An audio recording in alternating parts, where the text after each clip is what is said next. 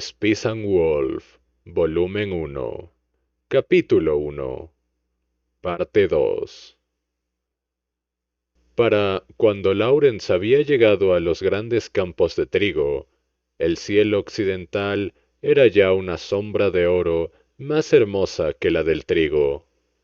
Las sombras de los pájaros a lo lejos se dirigían apresuradamente a casa, y el croar de las ranas anunciaba su sueño inminente. Casi todos los campos de trigo habían sido cosechados, y el festival probablemente comenzaría en unos días. Si las cosas se apresuraban, este podría incluso comenzar pasado mañana. Extendiéndose frente a los ojos de Lawrence estaba Pastore, el pueblo de los campos de trigo fértiles y producciones grandes. Una producción grande significaría que las vidas de los aldeanos también serían prósperas. Además, el conde Eirendot, que era responsable de la tierra, era conocido en la vecindad como un excéntrico. A pesar de su origen noble, él disfrutaba trabajando en los campos y, por lo tanto, felizmente apoyó el festival. Cada año, durante el festival, bebería y animaría, causando gran espectáculo. Sin embargo, Lawrence nunca había participado en el festival. Era una lástima que los forasteros no estuvieran invitados. ¡Ay! Ha sido un duro día de trabajo. Lawrence llamó a los agricultores que estaban en una esquina de los campos de trigo del pueblo, amontonando el trigo sobre una carreta. El trigo sobre la carreta era muy abundante, y parecía que los que habían invertido en ello podrían soltar un suspiro de alivio. ¿Podrían decirme dónde podría encontrar a Yarey? Ah, Yarey está en... ¿Ve el grupo grande de gente reunida allí? Esos son los campos. Él ha contratado a los jóvenes para que trabajen en el campo este año, porque son más débiles y lentos en lo básico. Este año debería ser uno de los que están en ese campo el que se convertirá en Joro. Las caras bronceadas de los agricultores estaban llenas de sonrisas mientras lo decían. Esa era una expresión que un vendedor nunca podría alcanzar, ya que solo la gente sin intenciones ocultas podía mostrar una cara así. Era una expresión que un comerciante nunca podría tener. Lawrence mostró su sonrisa de negocios a los agricultores y, después de agradecérselo, dirigió su carro en dirección de Yarey. Como los agricultores habían dicho, había una gran cantidad de gente y se oían gritos provenientes del medio del campo. Los gritos eran insultos dirigidos al último grupo para que se apuraran. Sin embargo, no regañaban al grupo por ser lento. La burla era solamente una de las muchas cosas que pasaban como parte del festival. Lawrence lentamente hizo su camino hacia el grupo, y con eso comenzó a distinguir lo que decían. ¡El lobo está aquí! ¡El lobo está aquí! Miren ahí, ahí es donde el lobo reposa. ¿Quién será? ¿Quién será? ¿Quién será el que atrape al lobo? Toda la gente gritaba. Sus caras llenas de sonrisas les hacía parecer como si estuvieran ebrios. Incluso cuando Lawrence detuvo su carro detrás del muro de gente, no había ninguna persona que hubiese notado su presencia. El dios de la cosecha tomaba la forma de un lobo. Lo que era un dicho entre los aldeanos era que residía dentro del último bulto de trigo que se cosechara, y la leyenda decía que el dios poseería a quien quiera que cortara ese último tallo. Este es el último bulto. Ten cuidado de no exagerar el corte. Si eres demasiado avaricioso, Joro se escapará. ¿Quién es? ¿Quién es? ¿Quién atrapó el lobo? ¡Es Yarey! ¡Yarey! ¡Yarey! Lawrence se bajó de su carreta y miró a través del montón de gente, justo a tiempo para ver a Yarey agarrar el último bulto de trigo.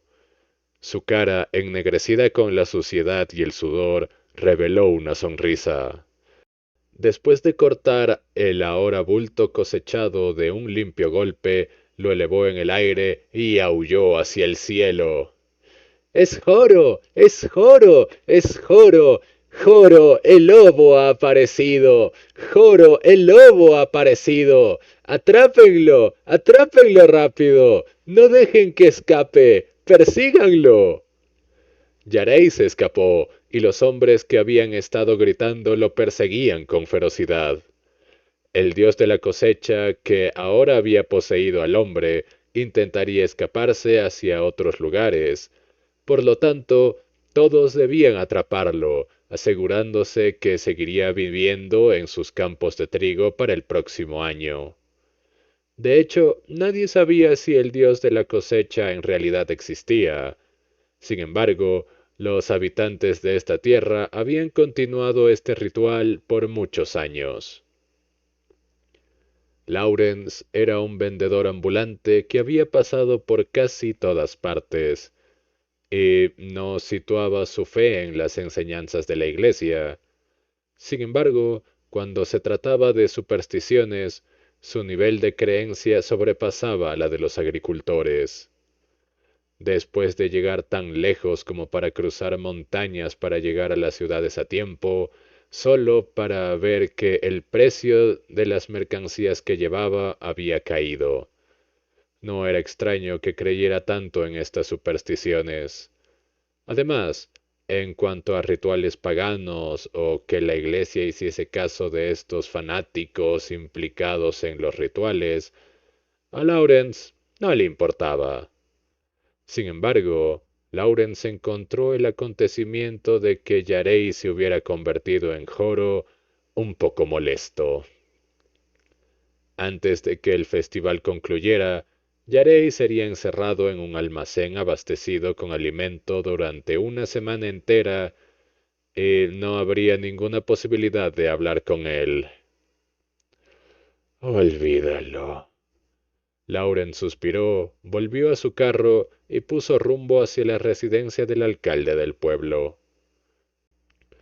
Lawrence había querido charlar con Yarey sobre lo que había pasado en el monasterio durante el día mientras bebían, pero como si no convirtiera rápidamente sus pieles en dinero, no tendría bastante dinero para pagar los impuestos por las mercancías que llevaba para ser capaz de llegar a otros pueblos. Encima de eso, quería vender rápidamente el trigo que había conseguido del pueblo en las montañas, y por eso no podía esperar hasta que el festival terminara. Lawrence brevemente le contó al alcalde del pueblo, que estaba ocupado con los preparativos del festival, sobre lo que había pasado ese día, y tras rechazar la oferta de éste para que pasara la noche, dejó el pueblo. En el pasado, antes de que el actual varón se encargara de estos campos, los impuestos habían causado que el valor del trigo se elevara más allá de lo que el mercado se consideraba favorable. Lawrence había comprado un poco de trigo para hacer una vida pobre durante esa época. Lawrence no hizo esto para ganarse el favor de los aldeanos que viven aquí, sino simplemente porque no tenían la fuerza financiera para competir con otros comerciantes por comprar un trigo favorable y barato. Pero, debido a esto, Yarey, el intermediario del pueblo, se sintió muy agradecido y endeudado con Lawrence. El no ser capaz de beber con Yarey era lamentable. Pero sin importar lo que pasara, una vez que Joro había hecho su aparición, Los aldeanos ahuyentaban a todos los forasteros hacia el punto culminante del festival. El ser tratado como un paria hizo a Lawrence, que estaba sentado solo en la carreta, sentir un sentimiento de soledad. Lawrence masticó las verduras que le dieron los aldeanos y se dirigió al oeste. Pasó por delante de los alegres agricultores que acababan de completar su trabajo en los campos y se dirigían hacia el pueblo. Una vez más, Lawrence comenzó su viaje solitario. No podía evitar sentir envidia de aquellos agricultores quienes tenían compañeros.